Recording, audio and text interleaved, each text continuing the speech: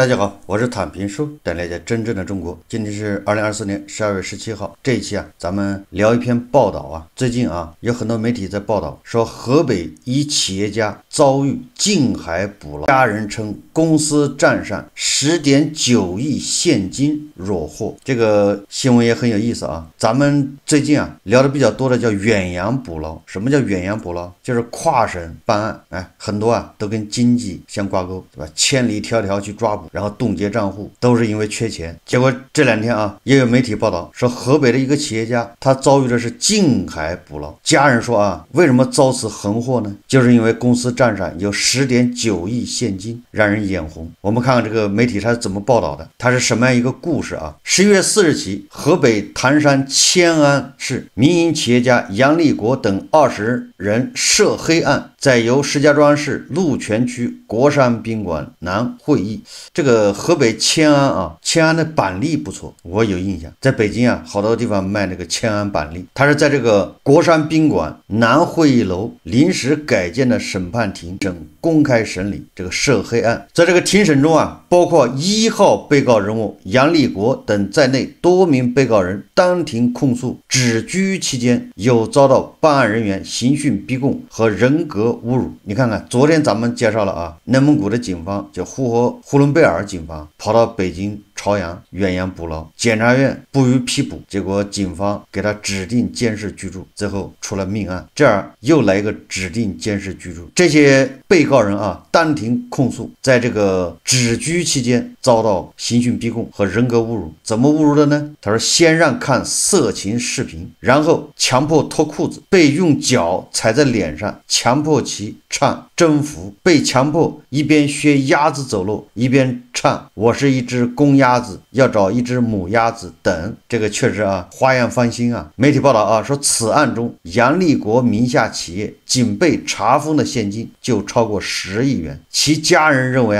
此案错就错在为了铁矿改造，公司账上现金太多。这个河北唐山这周边铁矿多，要不然怎么河北的钢产量，尤其是这个唐山的钢产量据说占世界的1/4，全世界这真是家里有矿法律界人士指出，本案明显属于趋利性办案，相对于跨省远洋捕捞是执法，本案可称为近海捕捞。多名刑法学专家出具法律意见书，认为杨立国不构成组织领导黑社会性质组织罪。一位全国人大代表致函最高法院为其陈情，希望依法公平公正处理。这个杨立国是从人大代表到黑社会老大。迁安北一燕山南望渤海是河北省省辖县级市，由唐山市代管，其经济总量常年保持河北省县域首位，铁矿石储量居全国县级之首，是著名的铁矿石之乡，一直位列全国100强县，民营企业功不可没。这个杨立国上个世纪60年代出生于迁安镇公平村。这个人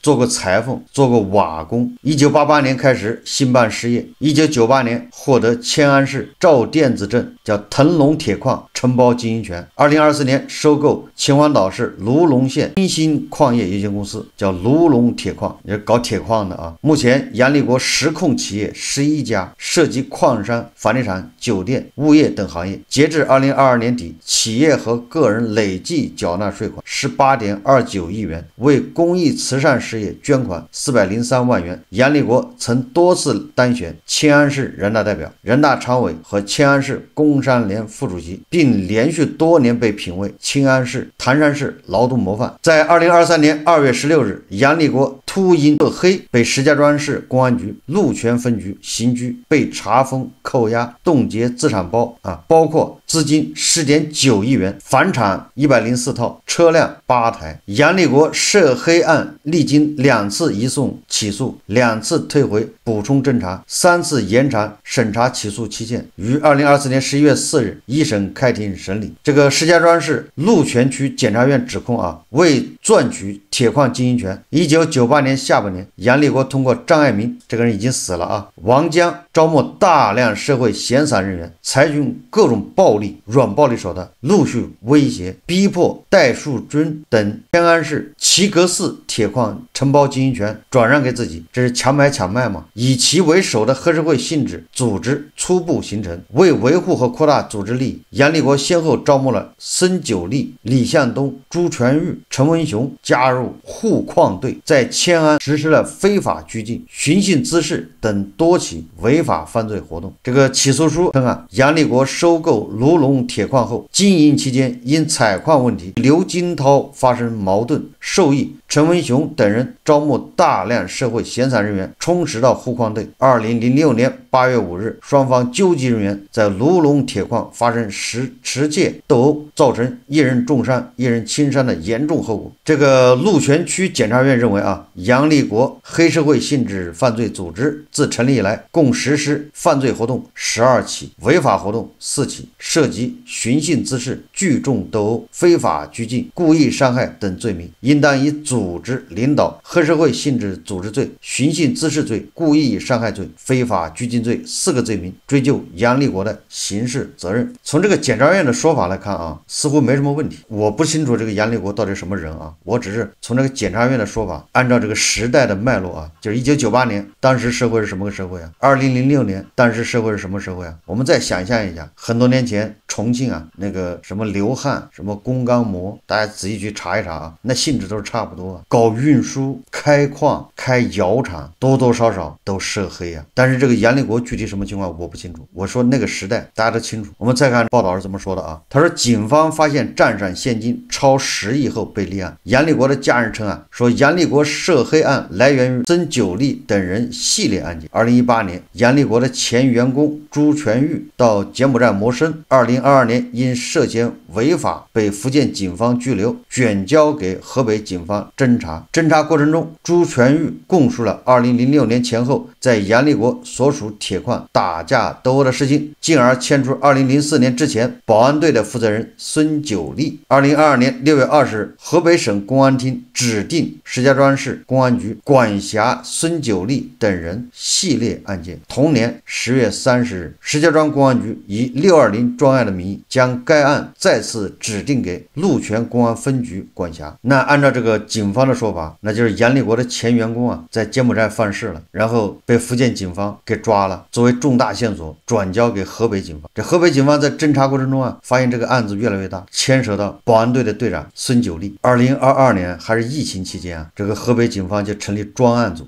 这个鹿泉公安分局在办理孙九力系列案件的过程中，那就是孙九力的线索很多啊，他不是这1-2个案子，作为保安队队长犯了这么多案子，你只能怀疑他涉黑啊。在办案过程中啊，他发现杨立国及其企业拥有大量财产，见财起意，遂开始将此案强行与杨立国拉上关系。杨的家人称啊，警方发现孙九力20年前曾在杨立国公司干过活，而杨立国旗下有10来个亿的资金和2个铁矿，于是将孙九力等人系列案件变更为杨立国组织领导黑社会性质组织案，抓捕了杨立国和企业多名员工，查封了杨立国及企业的财产，拼凑成一个有20名被告人的杨立国涉黑案，而孙九力则被列为本案第2被告人。那作为辩护人啊，他们什么态度呢？辩护人认为啊，鹿泉公安分局未对杨立国正式立案，就对其采取刑事措施，违反了先立案后侦查的要求。本案连杨立国的立案手续都没有，只有孙九力系列案件及220专案的立案手续，极为荒唐。以起诉书中谈及的王江为例，知情者介绍说，王江的案子论与杨立国是否有关，已经过了追诉期。所谓的受害者当时的鉴定结论是轻伤，不追究；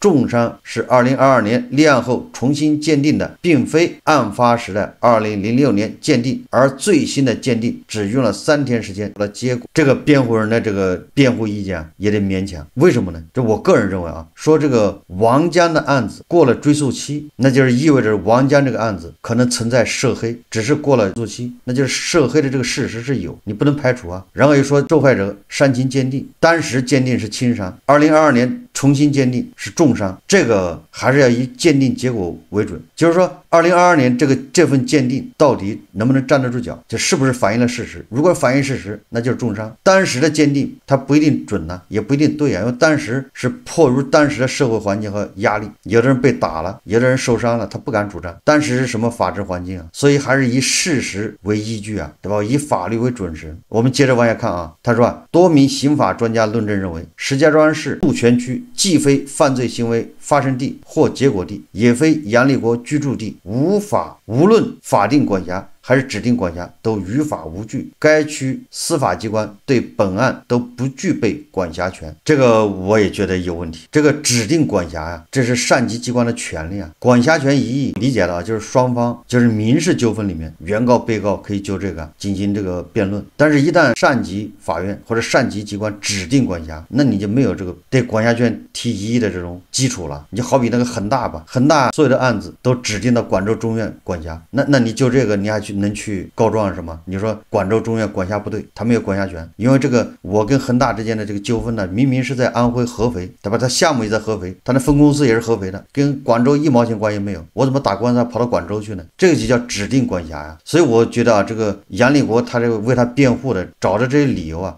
似乎都不充分。然后他说啊，管辖权问题的根子在于逐利式执法。一位法律界人士认为，这也是某种远洋捕捞，因为发生在省内，所以可以命名为近海捕捞。旁听者介绍啊，说杨立国在庭审中辩称自己与孙九利系列案无关，鹿泉区对其涉黑案没有管辖权。我要不是有这么多钱，就没有这么多事。20年前就已经因在外喝酒打架被杨立国开除的2号被告人孙九利，亦当庭表示不认可其与杨立国涉黑案有关。我跟杨立国1毛钱关系没有，因为我20年前就不干了，他就在我旁边坐着，他要是给过我1分钱，你们判我100年都认。旁听者介绍啊，律师在质证庭指出，42份检察机关问讯笔录中有37份来自侦查机关的讯问笔录，甚至连标点符号都一模一样。多名被告家属认为，这明显是人为拔高凑数，为了搞钱而搞案子的痕迹很明显。这个文章啊，接着说啊，当年持枪凶徒现在竟成了受害人。辩护团这个团队啊，认为检方指控的犯罪事实主要围绕着2条龙，即杨立国旗下腾龙铁矿和卢龙铁矿，其他大多是发生在10几20年前的一般治安纠纷，都已调解结案或处理完毕。检方指控的其他员工违法犯罪很多属于个人事务，和杨立国毫无关系，也被算在他头上，作为黑社会犯罪构成。有的指控甚至连被害人是谁都没搞清楚，比如违法事实第2起陈文雄、赵金利殴打大车司机案，该大车司机连名字都没有。旁听家属称啊，杨立国获腾龙铁矿的承包经营权，被检方认定为该黑社会性质组织实施的寻衅滋事主要犯罪事实。全区检察院指控杨立国等人威胁逼迫戴树军等转让齐格寺铁矿承包经营权，最终取得经营权后更名腾龙铁矿。杨的家人称啊，该案实际情况是腾龙铁矿原承包人因经营困难严重亏损，加上股东之间矛盾，主动将该矿转包给杨立国，其并未实施过暴力胁迫行为。多名专家论证认为，相关证据难以排除杨立国取得腾龙铁矿经营权系合法商业行为的可能性。相关笔录显示，戴树军承包该矿时利润并不高，当时国家出台了资源税，导致采矿厂和显矿厂赚不到钱。戴树军主动找到政府，自愿放弃承包该矿，杨立国以缴纳资源税为代价接替戴树军包了该矿，该承包行为也获得了迁安市政府的批准。杨立国被指控组织领导黑社会性质组织罪和故意伤害罪的主要犯罪事实，则与2006年卢龙铁矿斗殴案有关。检方指控杨立国、刘金涛2006年8月5日双方纠集人员发生持械斗殴，造成1重伤1人轻伤的严重后果，这也是本案最冤的部分。被告家属、辩护人均表示，庭审证据也显示2006年案发地卢龙县公安局曾以涉黑对刘金涛立案侦查。现在倒过来了，涉黑的持枪团伙成了被害人，当年的被害人成了黑社会分子。检方指控显示，刘金涛等7人到卢龙铁矿，刘一方人员首先开枪将杨立国一方员工邵进生击伤，后保安队队员全玉驾车将刘金涛撞倒致其昏迷，并用自制哑铃将其腿部和手部砸伤。这个写的这么简单啊，实际上就是叫腿砸断手砸断。这个和香港的古惑仔和那个黑社会都有什么区别啊？不就是黑社会吗？这还有什么好狡辩的？刘金涛是黑社会没毛病，那你这么干，你这个杨立国你这一方典型的也是黑社会啊，不这个有什么狡辩的呢？说相关法庭证据表明，杨立国对刘金涛持枪上门一事事先并不知情。检方指控聚众斗殴、故意伤害，系事出有因。本案起因是刘金涛盗采卢龙铁矿矿石，杨立国愿意向刘金涛支付费用，换取其不要盗采。双方经过协商，刘金涛仍然使用武力抢夺矿产资源，带人到矿区闹事。专家论证认为，杨立国一方为了保护企业财产不受侵害而进行自卫，主观恶意性不强，具有防卫性质。在案发过程中，刘金涛一方率先开枪将人打伤，将此矛盾激化，存在一定过错。这个专家也是，这明显的就是两个黑社会斗殴啊，这没毛病啊。有很多人不太清楚啊，就是上个世纪90年代甚至20年代初，就是20世纪初啊，那开矿那肯定得涉黑啊，我不敢说100%吧，70%、80%涉黑没毛病，尤其是私人，就那个时候正好改革开放，矿可以让私人经营承包，以前矿都是国家的国有，你不敢乱来，或者国有的矿，那大家睁一只眼闭一只眼，反正也不是我家的，你盗采你就盗采吧，你偷就偷吧。但是私人的矿，那私人为了自己的利益，那肯定不用说盗采，那但是人家那些团伙他就靠盗采赚钱，那不就是双方就发生矛盾吗？甚至啊，前面一个人为什么把这矿转让给杨立国，大家心里有数了吧？那就是因为他斗不过这些盗采的人，这是可能性之一啊，所以他把矿让出，对吧？你厉害你来弄。我认识一个在内蒙开银矿的，然后也在河北，他在承德开多金矿，这个人呢参加过对越自卫反击战，是特种兵，他自己跟我吹啊，他枪法非常准，震惊了美国人。我们在一起喝过几次大酒啊，这个人功夫很厉害。现在国内这个散打圈里面吧，反正那些明星他都认识。他跟我讲开矿的故事，那就是跟地痞流氓斗争的故事，那就得动枪。他正好是上个世纪80年代下海，他是国家干部，也是下海，然后去承包这个内蒙古的银矿。他那个情况跟这个杨立国是一样，就要跟当地的地头蛇那些叫占山为王、占矿为王的人斗争，那就是看谁狠，看谁更厉害，能不能压得住他。所以啊，这个把杨立国遇到的事情放到那个时代背景下，你就很好理解。说不好听点啊，就是狗咬狗一嘴毛。然后这个媒体继续报道啊，他说不能互矿，否则就是黑社会。在检方对杨立国涉黑案的指控中，互矿队是一个重要角色，甚至成为黑社会组织特征之一。多名被告承认，2000年前后采矿业盗采甚至直接偷盗成品矿石非常普遍，不管是国有企业还是民营矿业，以保护矿商为目的的保安队基本上是中国矿业标配。如果成立互矿队就是黑社会，那全国绝大部分矿商可以打成黑社会了。我觉得这个还是看事实吧，以事实为依据，到底有没有干黑社会那事，互矿队肯定都有，甚至啊小打小闹的都不算，就打个架那都不算。有没有黑社会特质？什么叫黑社会特质呢？欺行霸市，用暴力手段把不属于自己的强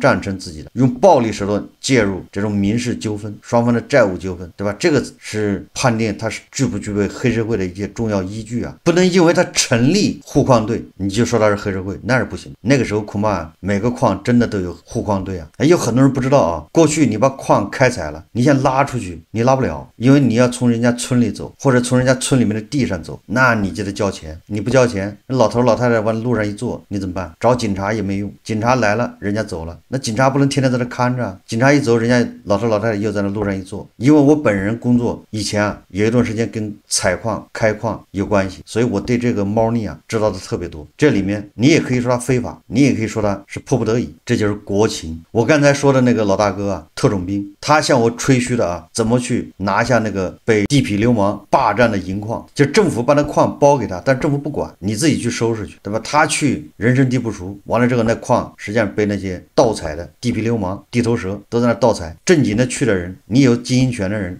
被赶走了，你在那待不下去，那他怎么办呢？他跟我说啊，他就一个人深入虎穴，地方政府还给他配了2个还是4个是武警，那去解决。他说他不需要，让武警啊在门外等着，他自己进去跟人谈判，先喝酒，2瓶白酒下去，先酒量啊把那些人镇住，完了之后就出去比枪法，大概其就是打啤酒瓶子。这个老大给我说他啊，抬手一枪，一共是4个瓶子吧，4枪，那些人都服了，乖乖的撤出。后来他在河北承德啊，应该是兴隆又搞了一个多金矿，那个多金矿矿山选厂啊出来之后，那他要通过那个村里面的路润出去，村民不让，那就是要钱，你生意越好，人家要的越多，就这么简单。你也可以说是敲诈勒索，那怎么办呢？他说报警也没用，也不能打，只能花钱了事，捐款给人家盖学校，给村里面盖那个办公室，过年过节给村里面送钱，保你平安。这些东西合同上是没有的，你不这么干，你那个一车矿都运不出去。再回到这个阎立国这个案子啊，这本案中啊，就是黑社会性质它有特征嘛，对吧？组织特征、行为特征，然后这个经济特征，就是钱去哪儿了，谁来管，然后社会的危害性，它有这么几个特征，还是以事实为依据啊。然后这个河北警方把阎立国打成黑社会之后，杨家人肯定不愿意啊，那就到处申冤维权。这个根据现场的律师和旁听者介绍啊，11月28日，即庭审的第24天，阎立国不满庭审走过长，不能保障基本诉权，悲愤下在法庭上拿麦克风狠砸自己的额头，顿时血流满面，引发了旁听者的广泛同情。这个你看还真有点黑社会的这个作风啊！起诉书中所称阎立国、王某与张某迫使戴树军等转让齐格寺铁矿及其附属第1、第2、第3选矿场的承包经营权。庭审中，阎立国对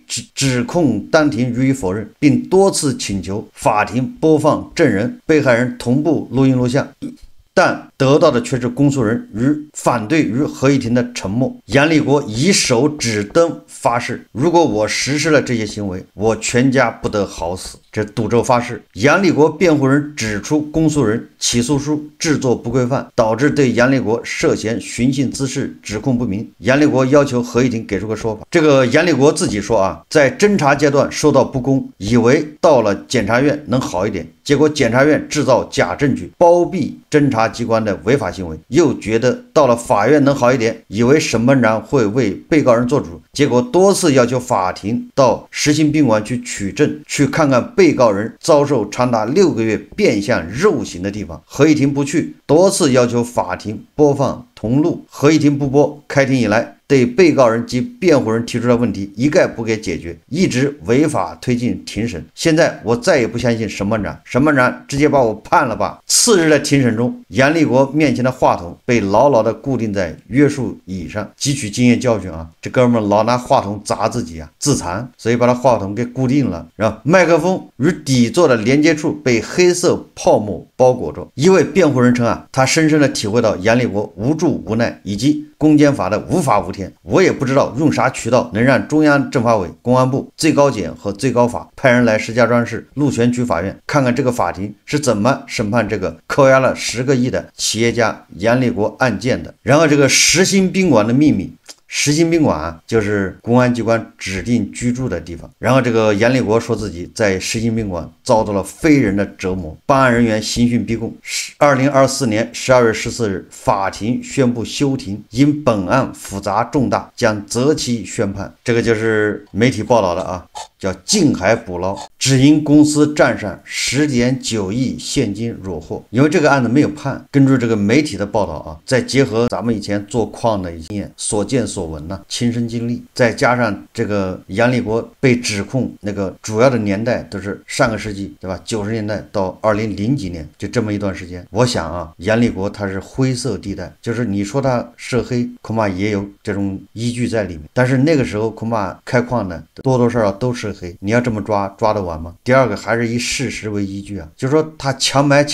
第一个那受害人是谁？受害人都要出来作证啊，因为强买又不是国家，对吧？他是其他的民事主体，人家说了作证，这个阎立国就是强买，不卖给他就不行，对吧？这个受害人的证言证词非常重要。然后他涉黑，对吧？这些黑社会性质，那也得有这个事实依据。完了之后，而且是影响巨大。2000几年，你开矿，大家一定要记住了啊，那矿不可能在城市，不可能在闹市区，连郊区都没有，有矿的地方都是在偏远山区，那些地方不仅落后，也没有所谓的法治，所以难免有些这个暴力啊，这些灰色啊，你再加上那个时代，这个太正常了。如果没有搞出命案，就是恶性事件，也没有搞出什么特大的这个社会影响的事件，应该要放到那个时代背景下去考量。你不能拿现在的这个法治的眼光看20年前的事情，要给这个犯罪嫌疑人以及他家属啊辩护的权利，他们的要求合理合法的要求应该予以满足。为了避免对吧这个近海捕捞为钱办案这个嫌疑啊，石家庄警方应该把这个10.9个亿现金给人家解封，他们凭什么要查封？这第一个啊。第二个，如果查封没收，你应该把这钱交到国库，交到国务院，交到公安部，证明对吧？你这个石家庄警方跟钱没关系，1分钱捞不着。你上交这个国家，国家也不给石家庄返还，对吧？比如给你返还30%，没有这一说，对吧？你得这样才能证明自己不是为钱办案。总之啊，我认为真实的情况就是，如果按照石家庄公安这么办的话，那恐怕这20年开矿的这些人没有几个是干净的，多多少少都能打上黑社会的烙印。说来说去啊，还是以事实为依据，以法律为准绳呐，不能为了钱办案，对吧？你不能看他账上有钱，完了这人确实有涉黑的嫌疑。如果这么办案的话，那就是黑吃黑，谈不上依法治国。好，这期节目我们就聊到这里，感谢大家收看。如果喜欢我的节目，欢迎订阅、转发，也可以在下方留言评论，谢谢大家。